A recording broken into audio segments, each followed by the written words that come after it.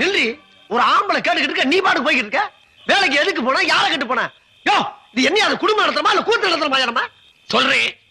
இது பாருங்க, கை வைக்கிற வேலையெல்லாம் வச்சுக்காதீங்க. இனிமே மிரட்டுற வேலையெல்லாம் இங்க வேணாம். நீங்க தண்டை சோறுன்னு சொன்னீங்களே, அதனாலதான் வேலைக்கு போனோம். தினமும் நீங்க போடுற சாப்பாட்டுக்கு இந்தாங்க 30 ரூபா வச்சுக்கோங்க. யோ சகல, என்ன அவன் பொண்டாட்டி உன்னை எப்படி அசிங்கப்படுத்திட்டு போகுது, பார்த்துட்டு பேசாம இருக்க? யோ